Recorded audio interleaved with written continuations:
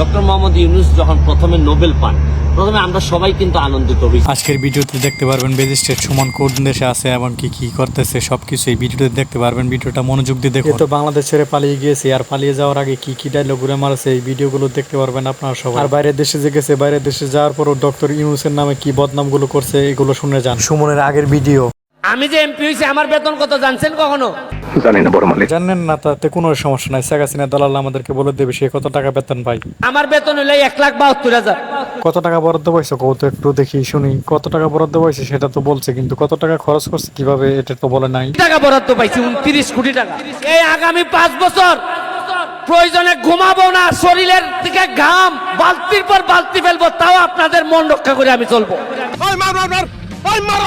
হয়েছে মুশারফ ভাই, মারার দরকার নেই, ওই ডরাইছে অনেক। এখন আমি মারতেছি, আপনি ভালো মতন দেখেন। বলছে বালতির পর বালতি গাম ফেলবে, কিন্তু ফেলতেছে কিন্তু এই দেশে না, বাইরের দেশে গিয়ে। বলছে জনগণের জন্য সবকিছু করবো, কিন্তু করতেছে প্রধানমন্ত্রীর জন্য সবকিছু। এবং আপনারা যে ঋণী আমারে করছেন, গোলামি কইরা হইলো এই ঋণ পরিশোধ করবো, আমি কথা দিয়ে যাইতেছি আপনাদের। হ্যাঁ, গোলামি করছো জনগণের জন্য, খুব ভালো গোলামি করছো। এখন তো এর জন্যই তোমার দেশ ছেড়ে পালাতে হলো। বলছে গোলামি করবে জনগণ, বলছে প্রধানমন্ত্রী, করার পর এখন দেশ ছেড়ে পালিয়ে গিয়েছে। এটাই তো তোমার নীতি না, বেঞ্চ।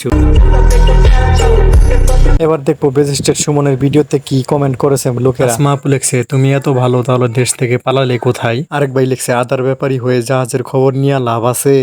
আরেক ভাই লিখছে, তুমি আগে দেশে আসো, তোমার সাথে খেলা হবে। আসলে তুমি আগে দেশে আসো, তারপরে তোমার সাথে আমিও খেলবো। আরেক ভাই লিখছে, আপনার কথাই ঠিক আছে, আপনাকে আবার দেশে দেখতে চাই। কেন? ম্যাজিস্ট্রেট সুমনকে কি পাশা দিয়ে হিদ্দ ডিম দিবা নাকি? এক ভাই লিখছে, আওয়ামী লীগের দালাল। আরেক ভাই লিখছে, তোমার নেত্রী যে ব্রা খুলেই পালিয়েছে।